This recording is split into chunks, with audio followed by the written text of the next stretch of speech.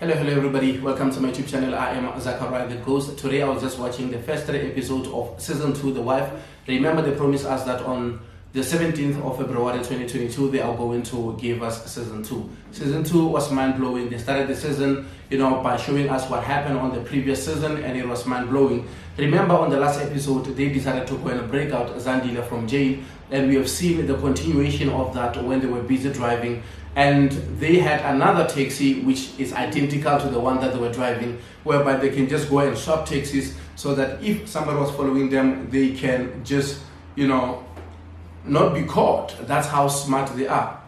And while they were driving and they were celebrating, of course, because their plan was a success, they find out that there was a roadblock. And one thing that I liked about the roadblock is that the guys who were there, the officers, they were speaking my language, they were speaking Sepedi, and I'm super excited to see this TV show introducing other languages, because we have seen that Setswana is there, Sesotho is there, and they are making it a global TV show. And Mzansi, we are very proud of it, because it's going to be one of the biggest TV show. And they managed to get away from that situation simply because of Mqhele said they are working for a construction company. That's the reason why they come home late, and they're working for they were working at night shift, and that's the reason why they are still on the road during that time. But they were going home and they wanted to know the name of the company. Mqhele just made up a name right there, and they got out of that situation.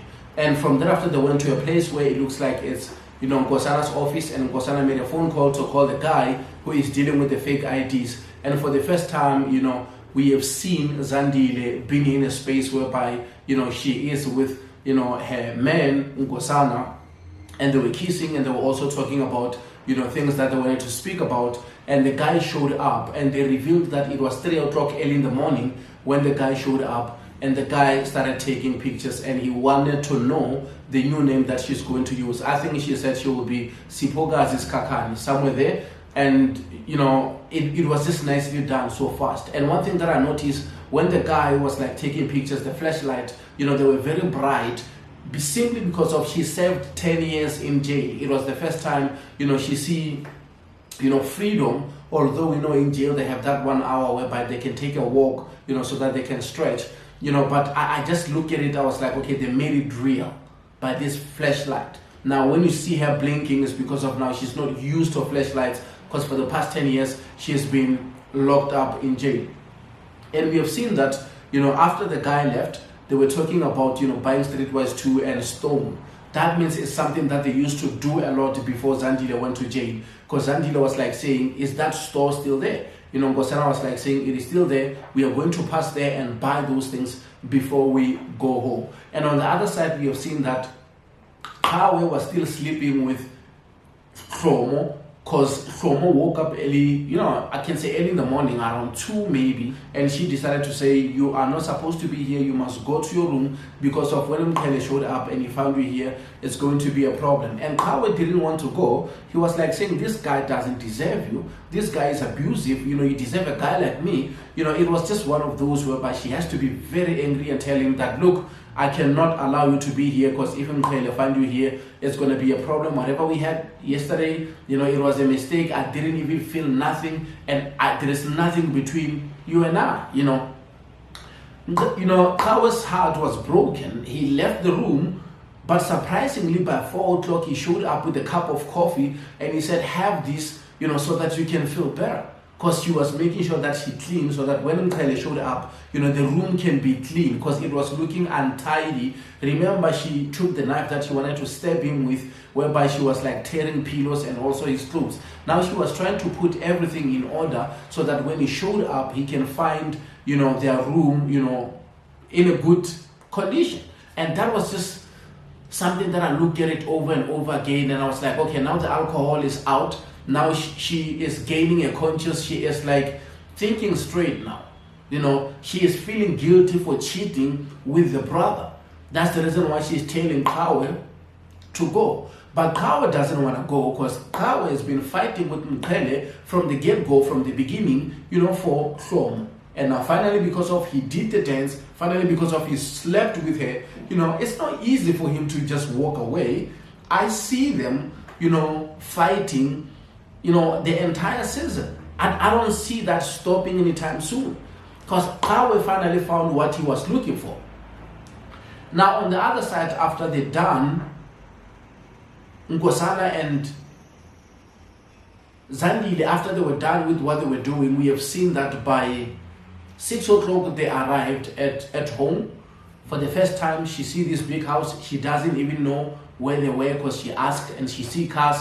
She asked Nkosana, if do you own these cars? You know, Nkosana was like saying, yeah, these are all our cars. You know, and I've seen Ngoba and Sambulu, how excited they were, because they were working very hard doing CIT, you know, to collect that money, or to,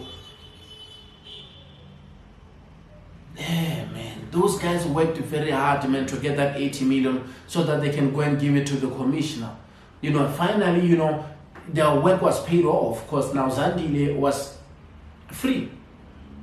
And I've seen that they forgave Mqhele, because they were also, you know, happy with him. And when they got home, I remember when they were looking at the portrait of Zandile, Zandile decided to, you know, was staring at that portrait with Nkosana, because she was asking, who is this person? And Nkosana was like saying, you know, this woman, she's really beautiful, and she gave me strength because of you were not here, and I wanted to have something which has you in it, whereby I can keep on, you know, looking at it so that I can remember you, you know. And that's when he revealed that he told the children that, you know, Zandile passed away. And that was very painful for her, simply because of finally she's happy. She thinks she will see her children, and she find out that Nkosana told the children that she died, you know. And to her mind, you can tell that that means he thought she will never come back. That means when he tells children that your mother passed away, that means he had little faith that she will come back home and she will be reconnected with her children. And that was painful. And I saw her mood changing immediately, because she was like saying, you know, this picture doesn't even look like me. But she was loving that picture, and she was like saying the lady at the picture is beautiful and all this type of stuff. Until when she heard that actually the lady on that portrait passed away, that's when she was like, wow. So we just told the children that I died, you know. And Nkosana was like saying, we spoke about this, but he decided to go ahead and tell them, you know, alone, because he said, if I told them that you are in jail, they were going to, you know, ask me to come and see you, and I couldn't let them, you know, come and see you there in jail. And which he has a point. But for her to come the first day and she hear about her death, it was just devastating. Even if, you know, it can happen to anyone, you know, you can always feel like, you know what, it looks like I was forgotten in this family. Nobody really had hope in me. Nobody really cared that I can come back home. That's the reason why they just told everybody that I died, you know. And I saw it as a betrayal to her, you know, because she's supposed to be very excited, you know, for her freedom. And when they were there in the house, I've noticed that, you know, she's been away for 10 years. Of course, they will have to, you know, lock lips, you know, and do all the type of stuff, because, I mean, they were doing the dance, and for the first time I've seen that Nkosana. He's just that romantic, man. He went down and he was doing all the things, and I was like, wow, I didn't know that we can see that from Nkosana, because he's always uptight, he's always serious, and he doesn't, you know, smile a lot. So for me to see him doing that, you can tell that that's the soulmate, you know, that's the love of his life, and he doesn't even care, doing all the things that he always wanted to do when he's with her, you know. And I really enjoyed their scene together. That's the reason why I took the picture and put it on the thumbnail on the other video, simply because of I really loved what I saw. He's been talking to hlomu, trying to convince hlomu to divorce Mqhele or to continue with him. So I don't know how he's thinking. Do he really think hlomu can just leave Mqhele after Mqhele just killed Zandile? And how will he ever, you know, pull that one through? I don't see it happening. And I don't see hlomu telling Mqhele that it's over. I just don't see it happening. And I don't see qhawe defeating Mqhele and taking, you know, hlomu from Mqhele. I just don't see it happening. I see them fighting, of course. I see the secret coming out, maybe, but I don't see him winning hlomu over, Mqhele, because Mqhele is ready to do whatever, and he can go to war for his woman, and when he showed up to the room holding the tray with a cup of coffee, and he looked at qhawe like, why are you in my room 6 o'clock in the morning? And qhawe was like saying, your wife has been crying the whole night. That means he was there to comfort her. And you were saying that while he's busy fixing, I can say you're fixing your trouser, even if you're not really fixing it, you're just holding it. That's just a sign that she's been crying the whole night. But then why do you put your hands to your trouser like you are still dressing up? I looked at that and I was like, okay, that's a sign that Mqhele became very angry and became very suspicious of him, and hlomu was very quiet. She never said anything simply because she didn't want to say a wrong word. And that's when qhawe was like saying, what's the problem? Because he was like acting innocent, like your woman is crying the whole night and I was just here to comfort her. What's the problem? And that's when Mqhele was like saying, we did it, we did it, boy.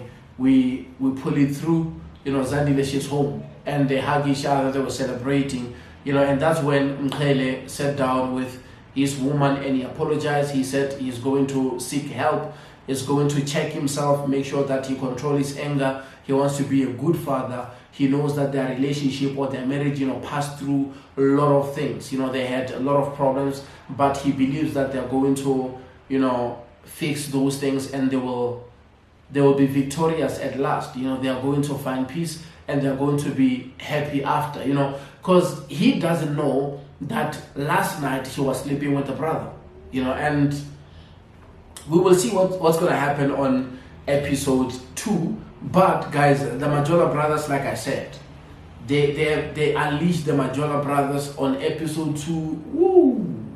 I loved those boys. Like, they were doing the same thing that Sbopho was doing, like the Zulu brothers' father was doing back in the days when they interrogate somebody, and let me not spoil it.